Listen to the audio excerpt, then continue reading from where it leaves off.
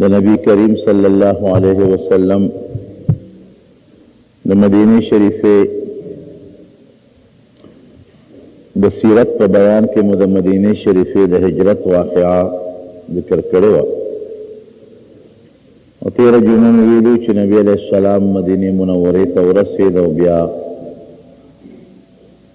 مدینه شریفه کې د حضرت ابو ایوب انصاری رضی الله عنه په کور کې د میلمه په حیثیت باندې دېره شو. نبی علیہ السلام رسیدو سره د مدینه منوره خلک ډېر خوشحاله شو او په مدینه شریفه کې د مدینه چې کم خلک وو نو په هغې کې اسلام په ډېره تیزۍ خورېدل شروع شو. دا خلک د مدینه چې خپل کم خلک وو ما تاسو ته ویلو چې دا د یمن نه راغلي وو. یمن کې الله یو ډیم و د اوبو هغه اوښله و په هغه خلکو یو لوی سیلاب راغی او د هغې سیلاب په وجه هغې متاثرین شو او هغې رالل او د مدینې منورې په دې علاقه کې اوسېدل او غیر چاپیره د مدینې شریفې نه د یهودیان اوسېدل. اکثریت د مدینې نه غیر چاپیره چې څومره قبایل دا یهودیان وو.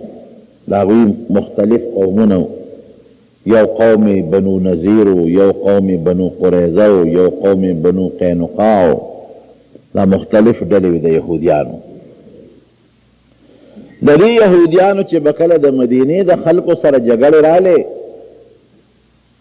نو د یهودیانو به وی د آخر زمانې پیغمبر به راځي که خیرې او مونږ به د هغه ملګري یو او هغه له به خدای غلبه ورکوي او تاسو به ختمو. د مدینې د انصارو ته به وي وکانو من قبل یستفتحون علی الذین کفروا فلما جاءهم ما عرفوا کفروا به. قرآن شریف کې الله فرمایي چې د نبی علیہ السلام د راتلو نه مخکې به دا خبرې کولې او د نبی آخر الزمان صفتونه به خلکو ته بیانول چې د هغه به داسې صفت وي دا صفت به او هغه له به غلبه او موږ به ملګري یو. خبره لوړې شوه دغه یهودیان دا د پیغمبر علیه السلام نه وروسته پاتې شو د مدینې خلک ورسره خدای ملګري کړل. نو چې څنګه نبی علیه السلام راورسېد نو یهودیانو یو میټینګ وکړو. د دوی لوی دارالعلوم مونږ چې ورته دارالعلوم وایو یا مونږ ورته مدرسه وایو دوی به ورته بیت المدراس وی. دوی په هغې کې یو میټینګ وکړ ځکه پیغمبر علیه السلام یې ولیده د هغه د صفتونو نه خبر شو او په دې بیت المدراس کې د دوی لوی لوی د یهودیانو عالمان او مشران ناست وو. په دې خبره میټینګ و چې د پیغمبر علیه السلام متعلق چې دی واقعي هغه نبي آخر الزمان دی او که نه دی. چې کوم لوی عالمان هغې وی داسې کار دی چې دا هم هغه د آخر زمانې پیغمبر دی. مونږ سره چې زمونږ په کتابونو کې د آخر زمانې د پیغمبر کوم صفتونه لیکلي دي نا ټول په ده کې شته. راځئ چې غونډې ملګري شو او په ده باندې ایمان راوړو. لیکن کم چې د قوم مشرانو د مولیانو او د راهبانو د هغوی د هغه مذهبي مشرانو خدای وه چې ټول به مسلمانان شو ملګري به شو خو چې کمې د قوم مشرانو هغې وی چې دا خو زموږ نه مشري ځي مونږ خو د هر یو قوم خپل خپل مشران یو او که مونږ د دې پیغمبر تابع شو نو زمونږ لړه مشري ختمه شوه. مشري خو بیا خوا منتقل شوه هغې انتشار وکړه وی نه ګورې پام کوئ د دې میټینګ دا خبرې چې د دې دروازې نه بار د نه ونه ځي بیا به خلک خبر شي چې دا واقعي نبي آخر الزمان دی ګوره ټول به مسلمانان شي. یاسر ابن اخطب دا د حویی ابن اخطب رورو. حویی ابن اخطب دا د یهودیانو د یو قبیلې لوی مشر و.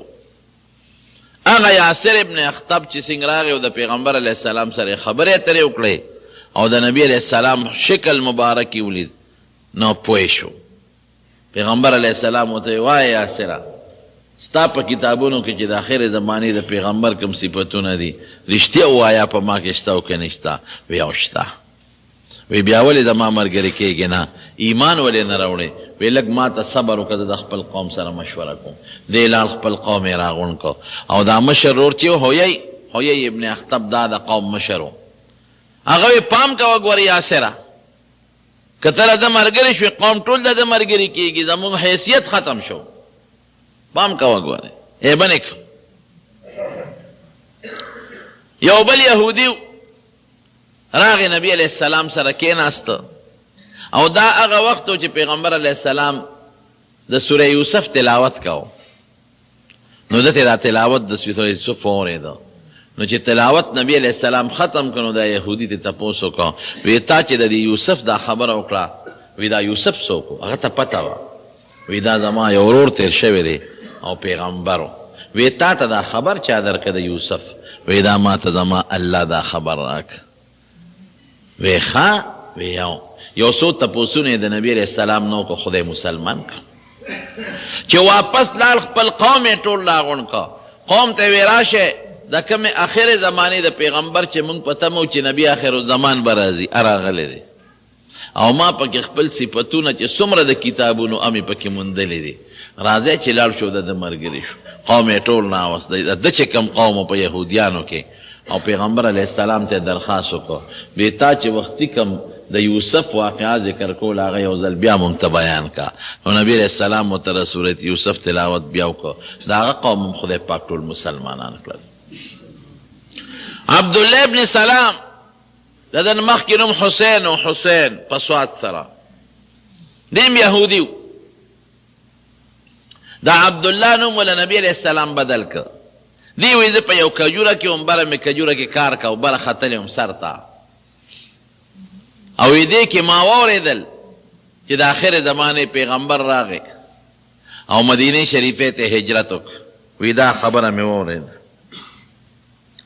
وی زما یو ترور و د هغې نوم خالده و، خالده بنت حارث.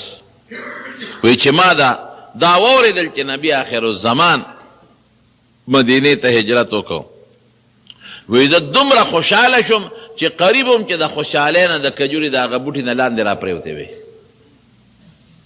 او ډېر زیات خوشحاله شوم او بار بار به مې د نبي آخر الزمان ذکر کو. وی زما ترور و خالدې نوم و د حارث لور. وی ما ته آواز را کو چې حسینه، نوم خو مخکې حسین و، حسینه ده خو دومره خوشحاله لکه چې موسی علیه السلام دی لیدلی. ځکه د دې پیغمبر موسی علیه السلام و، د موسی علیه السلام د لیدون هم زیات خوشحاله. وی ما وی که دا الک امغی چې کم د آخر زمانې پیغمبر دی نو ترورې رښتیا دی. وی قسم دی چې د موسی علیه السلام په ملاقات به دومره خوشحاله نوم لکه د په ملاقات چې څومره خوشحاله. وی چې رالم نبی علیه السلام سره مخامخ کېناستم، وی لومبي چې مې رده دی مخ ته وکتل نو ما ده وی چې ان وجهک لیس بوجه کذاب، ستا دا مخ د دروغجن سړي مخ نه دی. خو ما ورته وی چې صاحب یو درخواست ته کوم، بس فوراً مې کلمه وی مسلمان شوم. او حضور پاک نه چې مې لومبی کومې خبرې واورېدې نو مې ته دا واورېد چې یا ایها الناس، ای خلکو اطعموا الطعام، خلکو له ډوډۍ ورکې، افشوا السلام او سلام خور کې، السلام علیکم یو بل ته ډېر زیات وایه، او صلوا باللیل والناس نیام، او د شپې منځونه وکړئ چې خلک ودي تاسو پاسې خدای رضا کې او د الله د رضا دپاره مونځ وکړئ. وی دا مې لومبۍ خبرې واورېدې. وی مسلمان شوم. وی مې چې صاحب دا یهودیان زمونږ دا قوم چې دی دا ډېر بهتان والا خلک دی، په خلکو بهتانونه لګوي. نو زه د اسلام لږ پټ ساتم. ته دوی راغونډ کا، زما متعلق د تپوسونه وکړه، نو بیا به زما د اسلام آواز وکړي. نو نبی علیہ السلام یهودیان راوغوښتل. وی زه یو طرف ته پټ کېناستم. وی حضور پاک دا یهودیانو نه تپوس وکړو چې تاسو کې ابن سلام څوک شته؟ وی هغې وی چې یو شته. وی دا څنګه سړی دی؟ هغې وی خیرنا وابن خیرنا، دا په مونږ کې غوره انسان دی او نسبن غوره دی، پلار نیکې دی هم ډېر ښه خلک دی او ډېر هوښیار دی او سیدنا وابن سیدنا، دیم زمونږ سردار دی او د پلار هم زمونږ مشر او سردار دی. وی زه مې صفت وکړو اما قوم. وی نبی علیہ السلام مبارک او فرمایل وی حق دی ابن سلام ایمان روړو دی مسلمان شو، تاسو به مسلمانان شئ؟ وی هغې وی چې اعاذه الله من، خدای دې د اسلام نو ساتي، بچه ته مسلمان شي. وی نه دا راته ووایه که هغه مسلمان شو تاسو مسلمانان شئ؟ وی دی بیا وی چې نه هغه نه مسلمانېږي، هغه دې د مسلمانۍ نه خدای ساتي، خو زمونږ کلک یهودي دی. وی دې کې زه راووتم، وی ما وی چې اشهد ان لا اله الا الله واشهد ان محمدا عبده ورسوله. وی چې دا آواز مې وکړو، وی شرنا وابن شرنا، دا په مونږ کې ډېر خراب سړی دی او د پلار هم ډېر خراب سړی دی. وی ما حضور پاک ته عرض وکړه چې د الله رسوله دې نه یېرېدم، دې په خلکو بهتان لګئ. داسې د پخوانو کتابونو بعضې خلک لګیا دي خدای پاک مسلمانۍ. یو هلک دی په حضور پاک ایمان راوړو، په صحابو کې ډېرې لوی درجې ته ورسېد. سلمان فارسی رضی الله تعالی عنه، سلمان الخیر به ورته نبی علیہ السلام وی. سلمان الخیر، سلمان ابن الخیر، هغه سلمان چې د خیر زوی دی، د خیر نه پیدا دی. او سلمان ابن سلام به ورته وی، سلمان ابن اسلام به ورته وی چې دا د اسلام زوی دی. نو د اسلام خو څوک زوی نه لکه څنګه چې یو بنده د خپل پلار نسبي زوی وي، دارنګې د دا روح د اسلام روحاني بچی دی. په دې به دی خوشحاله. دی وی زه په ایران کې په فارس علاقه کې رام هرمز یو علاقه ده او په هغې کې اوسېدم، او وی زه د دغه علاقې په شهزادګانو کې یو شهزاده وم. زما پلار د قوم یو مشر و، په مشرانو کې مشر و. او وی زما سره د پلار دومره مینه وه چې زه په کور کې داسې ساتلم لکه یو پیغله جینۍ چې په کور کې څوک ساتي، بار به یې نه پرېښودم، نه خلکو سره لوبو ټقالو ته پرېښودم. او چې لږ به د کور نه بار ووتم نو ما پسې بیا د خپل نوکران او غلامان ګرځول چې تاسو لاړ شئ د خیال ساتئ، هسې نه په خراب مجلس کې وردننه نه شي او لوپر نه شي. وی زما پلار مجوسي و، د اور عبادت به یې کو. او وی زما پلار په مجوسیانو کې د مجوسیت مشر و، او د دوی آتشکدۍ یو عبادت خانې په هغې کې اور بلیږي، دا اور دوی نه وجني، دا کالو سر دا اور بلیږي، د هغې دوی انتظام کوي چې دا مړ نه شي. نو د هغې چې کم په دوی کې لوی سړی وي، دیني لوی سړی، نو هغه د هغې آتشکدۍ نگهبان او محافظ وي. نو زما پلار د هغه آتشکدۍ محافظ و.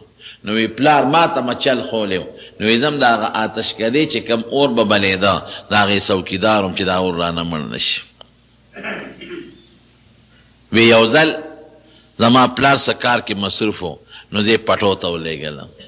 زمونږ ډېر پټي باغونه وی پټو ته لاړم، وی واپس راتلم نو په لاره د عیسایانو یو ګرجه وه، شور و پکې.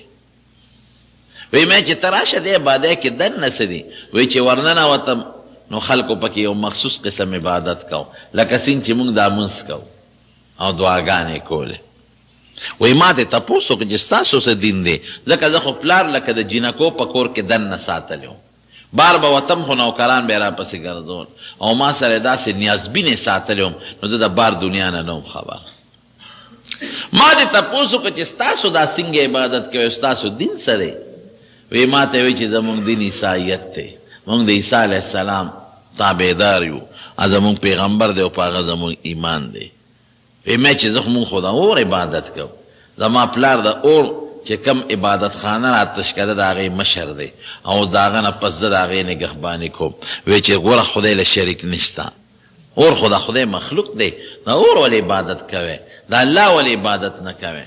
وی د هغې عیسایانو خبرو را باندې اثر وکړه. وی چې زه به پټو ته اوس کله تلم او واپس به راتلم، نو وی زه به هغه د عیسایانو عبادت خانې ته وردننه کېدم، هغې سره مې ناسته کوله، حتی نوبت دې ته ورسېد چې زه عیسایي شوم د پلار نه پټ.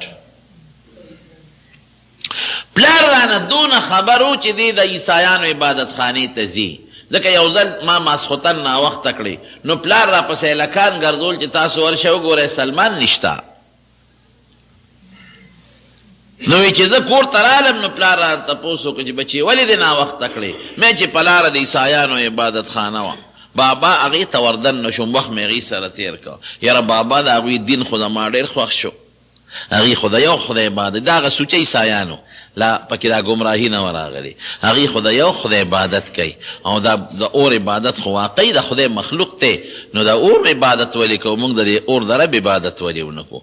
پلار مې راته غوسه شو یو څپېړی ووالم چې که بیا د عبادت خانې ته لاړې ښه به ني زموږ دا د پلار نیکه دین دی دا به نه پرېږدی.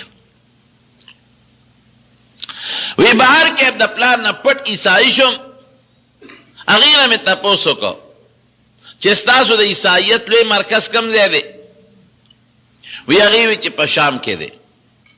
وی مې چې ښه څه کله ستاسو قافله شام ته ځي نو ما ته به اطلاع کوی زه به دا قافلې سره شام ته ځم زما خپل دین د پلار نیکه پرېښه او ستاسو دین مې اختیار کړ.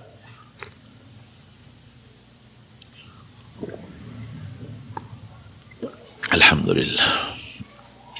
وی پلار را باندې شکی شو د خپونه په بیړو تړلم چې دا زوی مې ونه تښتي. خیر وی د هغې قافله چې کله شام ته تله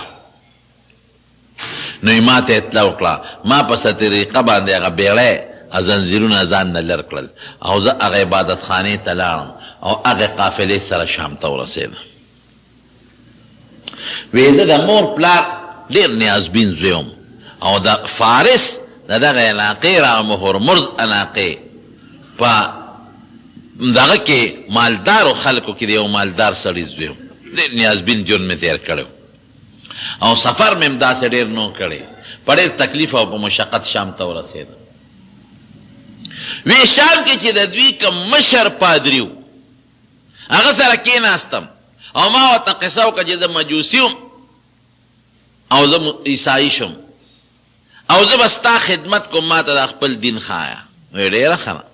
وی د هغې پادري خدمت به مې کو پوره خاص خادم یې شم او هغه ما ته خپل انجیل به ښو او ما ته به خپل عبادت ښو خو وی سړی ښه سړی نو وی خلکو نه به پیسې راغونډولې او ځان لی په ځمکه کې خومان خښ کړي و هغه سره زر او سپین زر به یې په هغه خومانو کې خښول ساتل چاله به یې نه ورکول.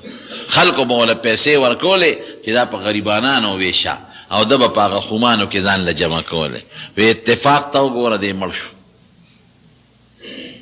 وی چې مړ شو وی ما هغه قوم ته عیسایانو ته و چېرې یو خبره درته کوم خو هسې نه په ما بدګمانه نه شی. وی څه؟ وی چې دا سړی دا چې کم پادري مړ شو زما م استاد و ستاسو م استاد دی او ما ته م عیسایت وښو تاسو ته م انجیل ښولی دا ښه سړی نو. وی ته څنګه وی؟ وی ما ورته هغه خومان وښول چې ده په ځمکه کې غښ کړي و چې ما ته هغه اووه خومان چاټی معلومې دي چې ستاسو کم صدقې و او کم مالونه به دله راوړل نو هغې ټول ځان له دلته جمع کړي دي خو مړ شو ته پاتې شو. وی مونږ ته ځای وښایه. وی ما ورته هغه ځای وښو. وی هغه چاټی د سرو سپینو هغوی راوویستی. وی هغې مو ته ډېر غوسه شو. وی چې دا مردار خو مونږ نه ښخو او د هغه لاش یې اوچت که په سولی یې که او پانسي که د مرګ نه پس. خو وی چې دې مړ کېدله ده نه ما تپوس وکړه چې ستا نه پس ته خو مرې چا له لاړ شم. ښه سړی څوک دی ستاسو د عیسایت په دین؟ نو هغه راته بل یو سړی وښو چې زما په ځای که دا سړی د قوم مشر که عیسایي نو د ده خدمت کوه دا ښه سړی دی. وی واقعي هغه ډېر نیک سړی و سپین ږیری و مې ډېر خدمت وکړه. وی اتفاق ته ګوره مړ شو. وی چې مړ کېده هغه نه مې د بل چا تپوس وکړه چې ستا نه پس چا سره خدمتګار پاتې شم؟ وی هغه راته په یو بل علاقه کې یو عیسایي پادري وښو. وی هغه له لاړم. وی خیر په ډېرو پادریانو یو به مړ کېده زه خو نوجوان وم او دا به سپین ږیري و نو ما به د یو نه پس د بل خدمت کو د بل نه پس مې د بل خدمت کو. وی اخیري چې کم پادري سره زه پاتې شم او د هغه خدمت مې کو چې هغه کله بوډا دی عمري نو ما ته تپوس وکړه چې ستا نه پس زه چېرته لاړ شم ما ته بل څوک وښایه. نو هغه راته وی چې زمونږ عیسایت خراب شوی دی دین هم ګډوډ دی. خلک عیسی علیه السلام ته څوک خدای وایي او څوک ورته د خدای زوی وایي او څوک ورته دریم خدای وایي. او د عیسی علیه السلام چې کومه مور ده حضرت مریم علیه السلام څوک ورته عیاذا بالله د خدای ښځه وایي او څوک ورته خدایانه وایي. نو پام کوه عیسایت ته نور باس چې دا څه دې موږ نه زده کړي دي دا کوه او نور عیسایت چا پسې ګرځه مه، څوک به دې ګمراه کړي. مې چې زه به څه کوم که ته مړ شوې ته خو هم بوډی وی ته د نبي آخر الزمان انتظار کوه، دا د هغه د خروج د وتو ټیم دی. وی مې چې زه به یې پسه پیژنم وی دی به د یو د شګلنې کاڼیزې ځمکه کې د عربو ریګستاني ځمکه کې پیدا کیږي او د کجورو وطن نخلستان چې ورته وایي د کجورو وطن ته به هجرت کوي. نه یوه نښه ده.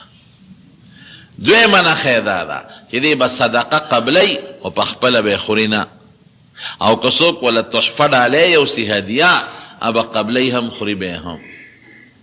او بله نښه یې دا ده چې د دواړو اولو په منځ کې به یو غوټی هغې ته مهر نبوت وایي د کمترې داګې عمره یو غوټه به وی ما وی چې دی به کومه علاقه کې پیدا کیږي وی چې دی به د عربو ریګستاني علاقه کې پیدا کیږي شګلنه کې. وی بس دی مړ شو او ما په دې زمانه کې ځان له څه ګډې چیلې غواګانې دا واغوستې. وی دا مې واورېدل چې په مکه مکرمه کې یو سړي د پیغمبرۍ دعوه کړې ده. نو یو قافله وه د مکې هغې نه مې تپوس وکړو چې ستاسو کلي کې رښتیا ده چا د پیغمبرۍ دعوه کړې ده؟ وی راته وی چې او مې چې ستاسو علاقه څنګه ده؟ وی د عربو یو شګلنه ریګستاني د غرونو علاقه ده. وی مې چېره ځم او ممکن ده که دا نورې نښې په دې سړي کې وي نو همدا د نبي آخر الزمان دی او په ده به ایمان راوړم. وی ما هغې ته وی چې ما به ځان سره مکې ته بوځئ؟ وی بلکل به دې بوځو. نو پیاده قافلې ورسره روان شوم. وی چې د هغه وطن نه یې وویستم او څه نیمې لارې مزل مې وکړو نو هغې ظالمانو زما نه هغه ګډې چیلې غواګانې ټولې واغېستې او زه خپل غلام کړم چې دا زمونږ غلام دی او په یو بازار کې خرڅ کړم. زه یو ډېر په جاړه شم چې خدایه دا ما سره څه شو؟ اوس خو پردی غلام یم او غلام خو د خپل مالک د اجازت نه بغیر قدم نشي اخیستی. زه بس د نبي آخر الزمان په تکل کې راوتې اوس هغه ته به څنګه رسم چې اصیل سړی وي د چا غلام نی خوار خوا تلی شي. زه خو اوس غلام یم اوس خو تلیم نشم د دې مالک نوکر یم دې مال اوس چېته اجازت راکوي او دی وی لسو مالکانو یو په بل خرڅ کړم یو په بل خرڅولم بل په بل خرڅولم بل په بل خرڅولم. لیکن زما وروڼو چې د چا په زړه کې د دین نیکه جذبه وي هغه سره الله مدد کوي، الله ورته لارې ښیي. والذین جاهدوا فینا لنهدینهم سبلنا وان الله لمع المحسنین. الله وایي چې څوک زما په دین کې خپل محنت او کوشش کوي د هدایت لارې به ورته زه ښیم، لکې رڼاګانې به ورته اچوم او زه به د نیکانو خلکو صحبت او ملګرتیا ته رسوم او نیک به ترې جوړوم. ازاده دی هغه هر څه یې پرېښودل نو خدای ورسره مدد وکړو. اخیري یو سړي خرڅ که په یو یهودي، هغه یهودي د مدینې منورې خدای مدینې شریفې ته ورسو. وی مدینه شریفه کې او یو باغ و په هغه باغ کې په کجورو کې مې خدمت کوم بلکې وی د کجورې په سر کې په یو بوټي کې ناستو. وی دی کې چې زما کوم مالک و د هغه رور راغی. وی ورته وایي چې هلکه د مکې نه یو سړی راغلی دی او په قبا کې ناست دی، بنو عمرو بن عوف قبیله کې او د پیغمبرۍ دعوه کړې ده او دا وایي چې زه د آخر زمانې پیغمبر یم او د ګوره د مدینې دا قمقل خلک ته ټول تو راتو دی. وی چې دا خبره مې واورېده نو زما یو ټکه وخوړه او دی م وایي چې د مکې نه راغلی دی نو مکه خو ما په نوم یې اورېدلی چې دا یو ریګستاني علاقه ده، دا شګلنه ده، او مکه خو هغه کلی دی چې هغه قافلې کې زه ورپسې تلم او مانه غلام جوړ شو. یاره دا یو نښه خو معلومه ده چې یو پکې موجوده شوه. او چې دې مدینې ته راغی نو مدینه نخلستان د کجورو د باغونو علاقه ده، دا دوه نښې خو پکې معلومې شوې. وی ډېر خوشحاله شوم، د کجورې د بوټي نه په ډېر تیزۍ راکوشم. نو ما د هغه چې چا زما مالک ته خبر راوړی هغه نه تپوس وکړو چې ته ما ته دا حالت دوباره ووایه. وی چې دا تپوس مې تې وکړو نو ما مالک غصه شو او یو مضبوطه څپېړی راکړه چې ستا د دې خبرو سره څه دي، زه خپل باغ کې خدمت کوم. مجبور شم. وی بیا مې ته لږې کجورې وغوښتې د خپل مالک نه چې کار مې خلاص کړه چې لږې کجورې مې په کار دي. وی واله وی کجورې مې یو تال کې واچولې او پیغمبر علیه السلام دې وخت کې په قبا کې ناست و. وله راله مخکې چې ودرېدم ورته نو ما ورته هغه کجورې مخامخ کېښودې. وی مې صاحب دا صدقه ده. وی ما ته وفرمایل چې ښه کېده مونږ پیغمبران صدقه خورو نه، او صحابو ته وی تاسو وخورئ. نبی علیه السلام باندې او د هغه په آل باندې صدقه خوړل منع و. ولې منع و؟ ډېرې وجې دي. یو وجه دا و چې خلکو له به د صدقو ترغیب ورکاو چې خدای مو بخه صدقې وکړې صدقې وکړې. نو که دا صدقې په خپله هم خوړله نو بیا به پې خلکو الزام لګو چې دا جوړ ځان له غواړي، نو خدای پې بنده کړې او نور وجوهات یې د علمي دي نه عادته نه وې. او ډالۍ تحفه به یې خوړه. ډالۍ او صدقه کې فرق دی. صدقه هغه شی دی چې څوک یې د خدای د رضا دپاره ورکوي، او هدیه ډالۍ تحفه هغې ته وایي چې یو انسان پې خوشحالی. صدقه کې د انسان خوشحالي په دویم نمبر کې، لومبي نمبر کې د الله خوشحالي غرضي، او په تحفه ډالۍ کې لومبي د انسان خوشحالي مقصدي، دویم نمبر د خدای خوشحالي مقصدي. بل صدقه چې څوک چاله ورکوي د ده په سوچ کې چې دا چاله ورکوي دا ورته لږ کم ښکارېږي، او په ډالۍ تحفه خلک چې چاله ورکوي او ورته خپل ځان نه اوچت ښکاري. دی فرق دی. اوس هم خلک وایي دا صدقه خیرات دی او دا تحفه او ډالۍ او هدیه چاله وړو. نو یې چې صاحب دا صدقه ده. وی کېنه وی صحابو له یې ورکړه چې تاسو وخورئ او زه خو یې نه خورم. وی چې ځکه خیرې بله نښه هم پکې موجوده شو. بیا مې لاړم د مالک نه لږې کجورې وغوښتې چې مال یو څو کجورې ده. وی کجورې راکړې. بیا مې په یو تال کې واچولې او یې نبي علیه السلام له مې یوړې. مې چې صاحب دا مې دله تحفه ډالۍ راوړه هدیه چې څه ته وایي. وی کېده مو به خورو. وی په خپله یې هم ترې وخوړی او په ملګرو یې مو خوړی. وی مې چې دا څو نښې خو پکې ښکاره شوه. لومبۍ نښه څه وه چې شګلنه د عرب ریګستاني علاقه کې پیدا شوې دی، هم ټیک ده. دویمه نښه څه ده چې د کجورو وطن ته هجرت وکړه، دا هم ټیک شوه. درېیمه څه ده صدقه به خوري نه، قبلۍ به ملګرو له به ورکوي، هم ټیک شوه.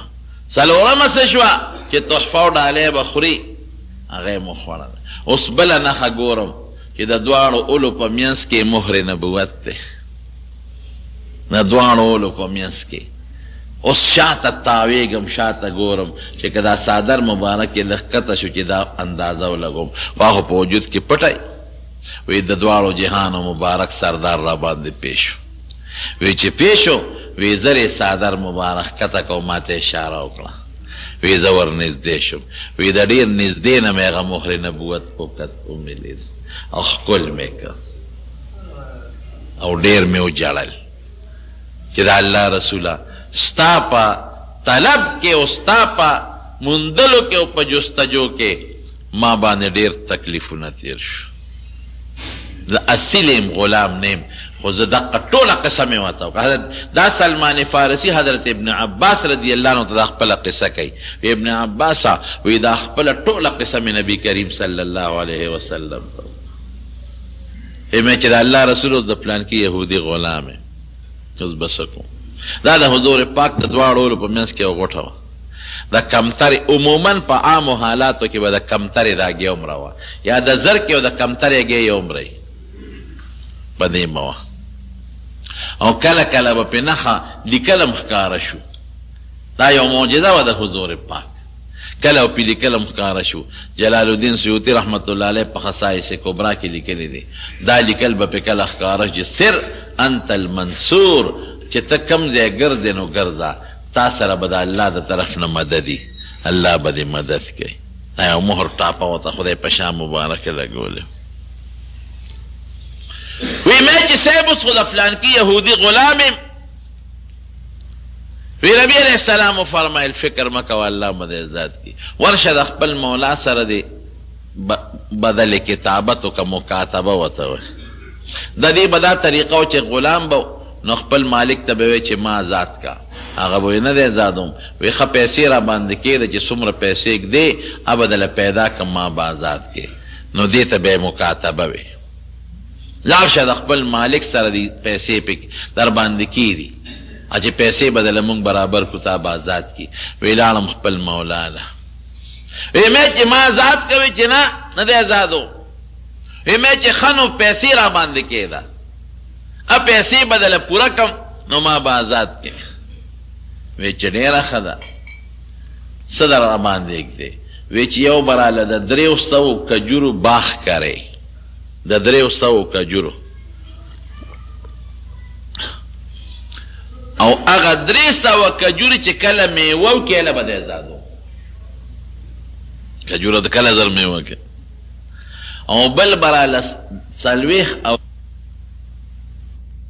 بانه وکړو ازادېدل مې ګران شو ویرالم حضور پاک مبارک لا چې صاحب په ما خو دا شرطونه ولګول وی ورشه خبره ورسره کلکه کا مې چې صاحب بوټي به کله میوه کوي کرم به والا او دا دومره سره در ما سره کم دی وی ته لړ شه الله به دې بندوبست کوي خبره ورسره وکړه وی لاړم مولا سره مې خبره کلکه کړه وی هغه را پورې وخندی وی سلمانه ورشه ځای ته معلوم کا چې باغ کم ځای کرل غواړي او کم نمونه بوټي کرل غواړي ځکه د کجورو مختلف قسمونه وی مولا راته ځای خو چې دلته راله باغ وکړ وی سوړې وباسه وی لاړم وی 300 سوړې مې پکې وویستې د مولا په خوښه وی حضور پاک عربو کې د کجورو بوټي خلک نال کوي وی نبی علیہ السلام د انصارو د مدینې ته وی چې بوټي راوړی د دې چې کومه کجوره غواړي وی چا 10 بوټي راکړل چا 20 چا 10 بهر کې هغه بوټي مې راوړل وی نبی علیہ السلام مبارک راغی او په خپلو لاسونو مبارک وی هغه بوټي پکې ښخ کړل خاورم پکې واچولې وی قدرت الهی ته ګوره په دغه کال کې دننه هغې میوه وکړه صرف 2 بوټي پاتې شو 2 بوټو میوه ونه کړه او باقي ټولو میوه وکړه چې نبی علیہ السلام ته مې الوی چې صاحب 2 بوټو میوه ونه کړه چې راغی حضور پاک وی دا ولې وی حضرت عمر فاروق ورته وی چې صاحب دا پکې ما ایښودي دا ما کرلی وی هغې لرې کړل او د هغې په ځای نور 2 بوټي کېښودل هغه نور چې کم کېښودل هغې هم د هغې بوټو سره یو شان میوه وکړه دا شرط هم پوره شو وی بیا هغه دویم شرط نبی علیہ السلام له چا سره در رالیږلي و داسې یو غونډاری وی ما پسې سړی ګرنو چې ورشه سلمان پسې وی زه ورته رالم وی چې رالم وی ما ته وفرمایل چې سلمانه ها دا سره در 100 خپل مالک ته دې وزن کا مې چې صاحب دا خو لږ دي دا هغه په ما ډېر شی کېږي وی ده ته دا یو څه الله به د سره مدد وکړي ګوره هر څیز کې پیغمبر د الله نه مدد غواړي او دا د مسلمان نښم ده ګورې هر کار کې به د الله نه مدد غواړي دا چې موږ د هر کار په سر کې وایو چې بسم الله الرحمن الرحیم دا د الله نه مدد غوښتل دی چې هغه الله چې نهایت مهربان او ډېر زیات رحم کوونکی دی دا هغې الله په نوم مدد غواړم هر کار کې د الله نه مدد غواړي وی زه لاړ شه الله به د سره مدد وکړي وی لاړم مولا ته مې چې راشه هغه سره در مې دله راوړی دي وی چې تلی کېښود او پکې وزن کړل وی چې په میسو نه ایښي او مکم راوختل یو پوټی کم نو وی ما ته وی زه بس ازادې راغی نبی کریم صلی الله علیه وسلم ته خدای وله ډېر بې عمر ورکړی بعضې علما 300 کاله یادوي څوک 350 کاله یادوي لیکن علما لیکي چې تحقیق حافظ ابن حجر لیکلی دی رحمت الله علیه وی دا خبره په تحقیق ثابته ده چې 250 کاله عمر پې خامخا 2.5 نه زیاتو خو لیکن 2.5 کم نو. دا د پیغمبر علیه السلام دا نخې د اومونتی او د خدای مسلمان کو او حضور پاک د ده سره به ډېره زیاته مینه کوله. د لی لقب ورکه د سلمان الخیر چې سلمان بس خیر او خیر دی او سلمان ابن سلام ابن اسلام د اسلام زوی دی. نو اسلام خو د چا پلار نی خو څه مطلب چې دا ظاهري پلار د انسان د وجود سبب دی. نو دا پلار د انسان دا ظاهري نو دا اسلام د روح سبب شو کنه د دین سبب شو. نو دا په دې فخر کو چې ما چا به ورته وي ته څوک یې ده به ورته وي د سلمان الخیر یم زه سلمان ابن اسلام یم په دې به د فخر کو. او یو موقع کې نبی علیه السلام د صحابه کرامو نه یو پوټې غوندې خفه شوی و نو وی فرمایل وان تتولوا یستبدل قوما غیرکم ثم لا یکونوا امثالکم. وی ګورې که تاسو ما ته شا کړه نو خدای به ستاسو په ځای یو بل قوم ستاسو په ځای راولي. تاسو به خدای هلاک کي ختم بم کي ستاسو په ځای به یو بل قوم راشي او لا یکونوا امثالکم ستاسو په شان بني ستاسو نه بهتر بی. نو صحابه زر د نبی علیہ السلام نه تپوس وکړو وی صاحب هغه بل قوم چې خدای زمونږ په ځای راولي او زمونږ نه بهتر یا به څوک نو حضور پاک د سلمان فارسي په لاس شا لاس کېښود وی دی او د قوم بی. او یو موقع کې فرمایلی وی که چرته دا دین ثریا ستوري ته ورسېږي لو کان الدین بالثریا لناله رجال من فارس. وی که دا دین د ثریا ستوري ته ورسېږي نو د فارس خلک به یې راکوز کړي. او غزوه خندق چې کله نبی علیه السلام ته پېښ شو چې د مکې 10,000 خلک راغلل او په مدینې حمله وکړه نو صحابو سره ظاهري طاقت نو ده وله د خندق مشوره ورکړې وه چې تاسو یو خندق وکنوئ. نو نبی علیه السلام د ده په مشوره خندق وکنیس نو خدای د مدینې او د منیرې د خلکو حفاظت وکړه. داسې بعضې نور خلک وو هغه هم خدای پاک مسلمانان کړل.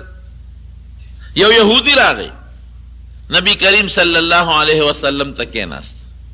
حضور پاک ته تپوس وکړو وی ای یهودي وی ستا د په الله په ذات قسمي رښتیا ووایه چې د پیغمبر رښتونی مو کنې. تا خو تورات کتلی دی او پخوانی کتابونه دې م کتلی دي زه ستا د الله په ذات قسمي رښتیا ووایه. وی قسم دې راکوي او وی ښه چې قسم دې راکه نو زما د الله په ذات قسمي والله زه د الله په ذات قسم وم چې انک لنبی مرسل حق ته د خدای رښتونی پیغمبر یې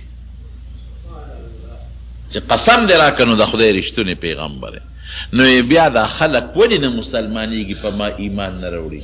وی انهم لیعرفون انک حق انک نبی حق. وی دی ته پته ده چې ته رښتونی پیغمبر یې ولکن یحسدونک تا سره حسد کوي دوی ځکه ایمان نه راوړي. نور دې ټولو ته پته ده. ځکه د عبدالله ابن سلام رضی الله عنه نه یو ځل چا تپوس وکړو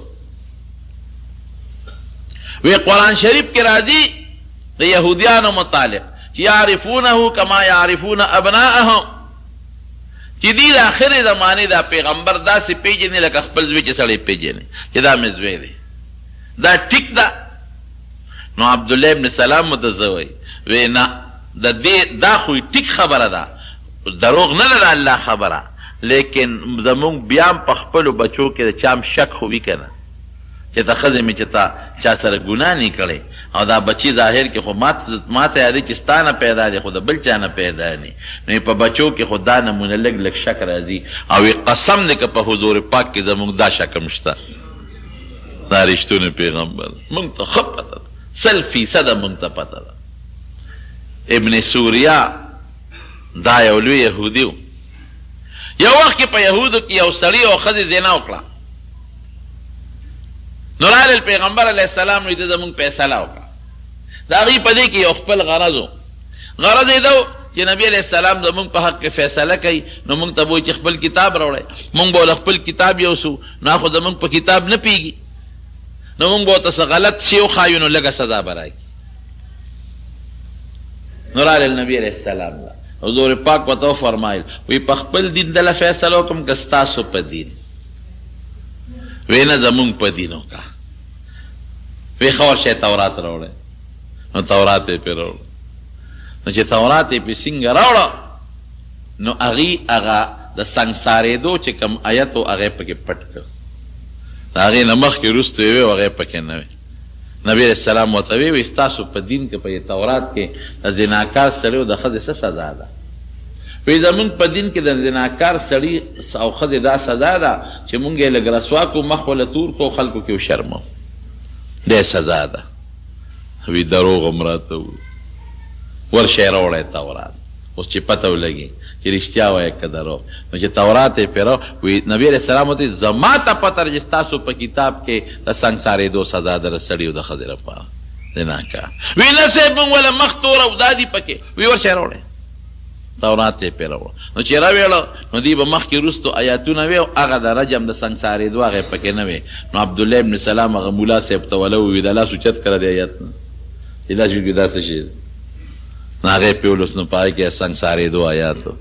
حضور پاک ورته وویل ما درته نه وي چې ستاسو کتاب کې د سنګسارېدو حکم دی؟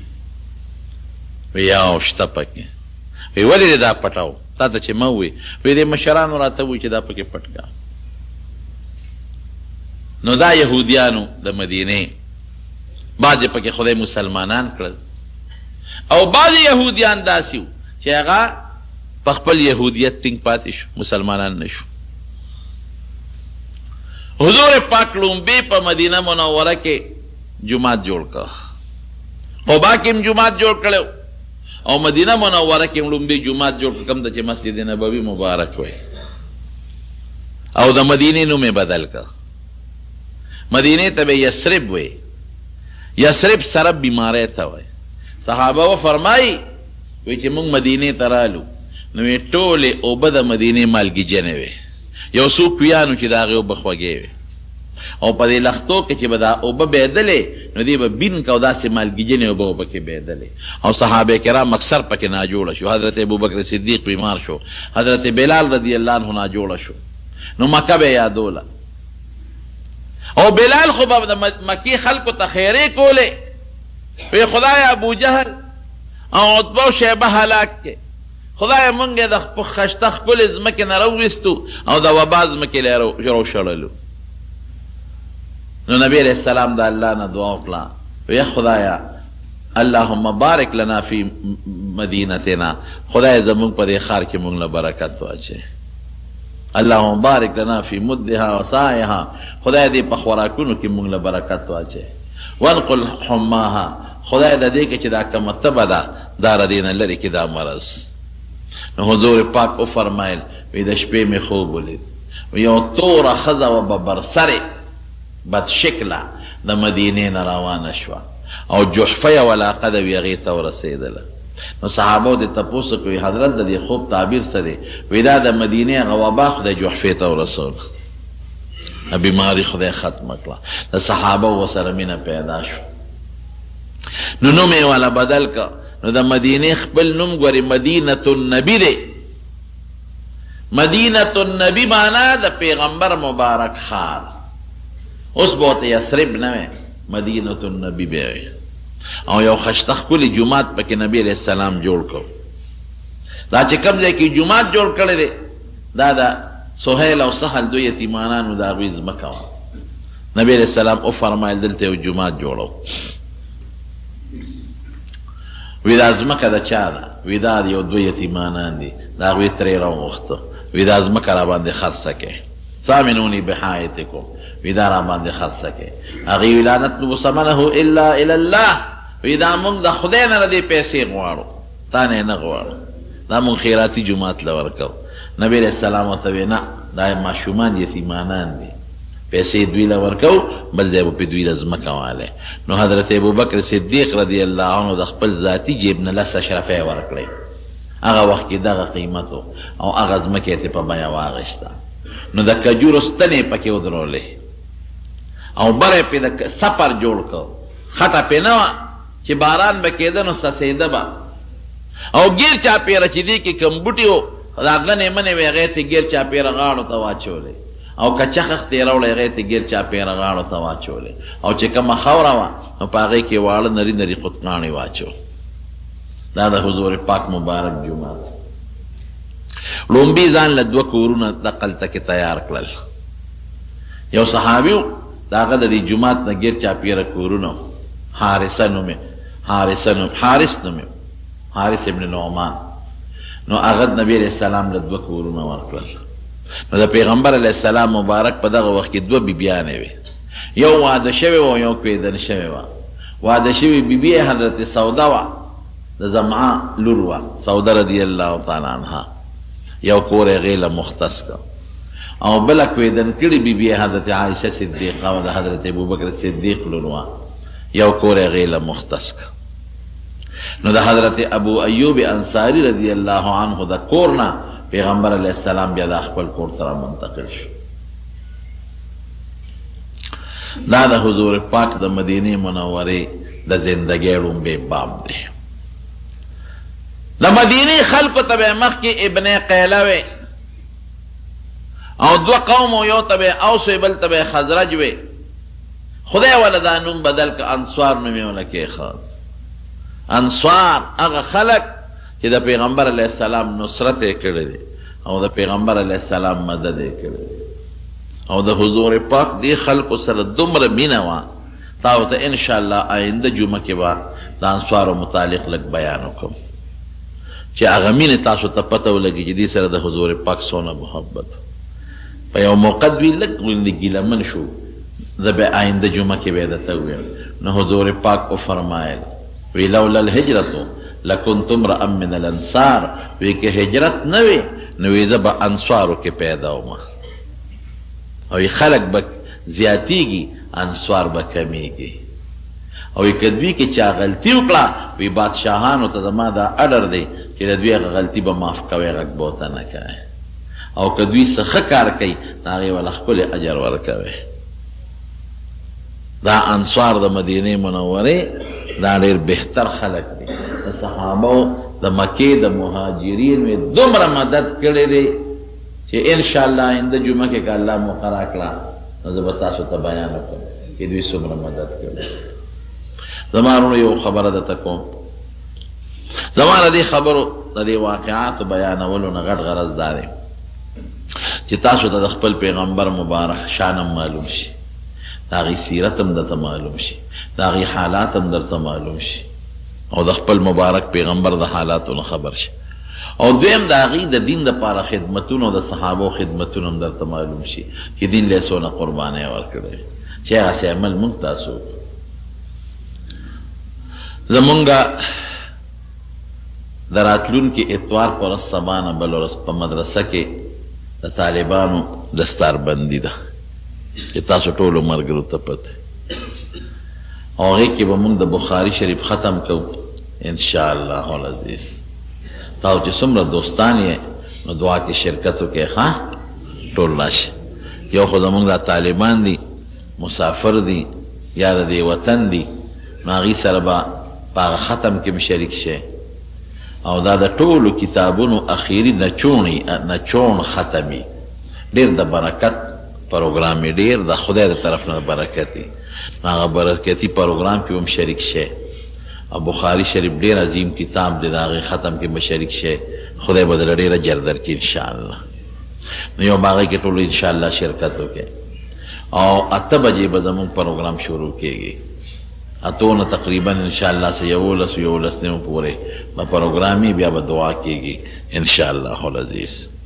دا طالبان دي او د خصوصا تورنګزو، میرا او د ګردونوا علاقې خلکو د دوی عمرځی او قطمانځی دې خلکو ډېر خدمت وکړو.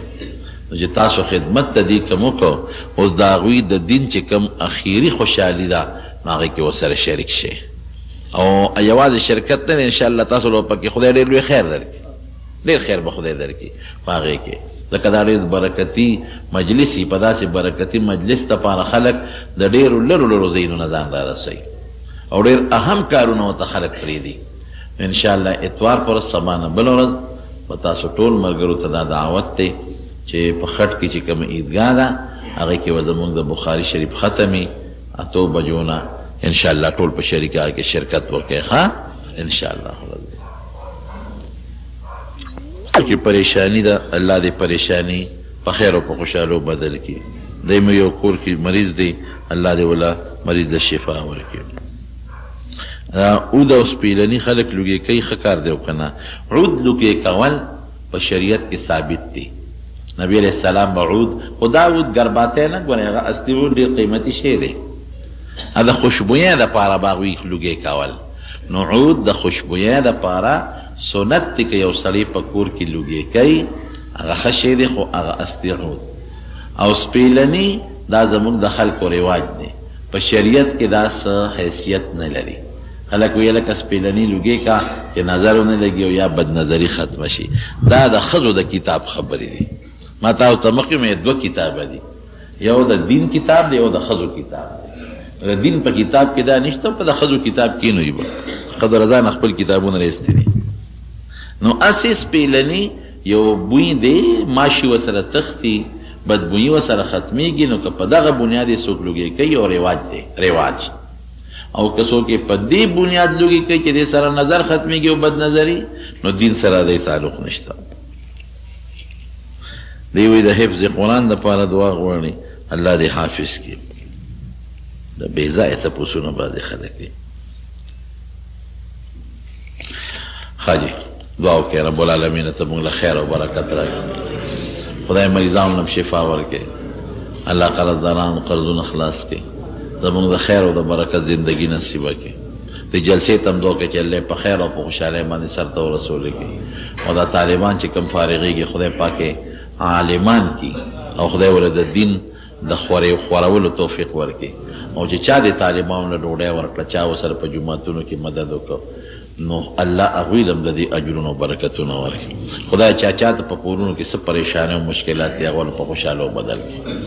الله ته زموږ نه راضي شي، الله زموږ توبې قبوله کړي، زموږ ګناهونه موږ ته معاف کړي، د دواړو جهان د فتنو نه مو ساتي، د نبي علیه السلام او د هغې د صحابه کرامو په نقش قدم مو روان کړي. یو زموږ د کلي کې موږ سره ډېر محبت او ما ته بعضې خلک پته راته ونه لګي د جنازې، او اکثر په دې ګاډو کې شور مې خبر نه شم. مخکې ورځو کې مور یې د دغه محمد حسین وفات شوی وی، او دعا ورته وکړئ چې خدای پاک یې وبخښي. ډېر ښه سړی و، موږ سره ډېر محبت و، خو زه دې خبر نه شوم. الله دې مغفرت نصیب کړي، ټول مردګان دې خدای وبخښي. وصلی الله تعالی علی خیر خلقه محمد و آله وسلم.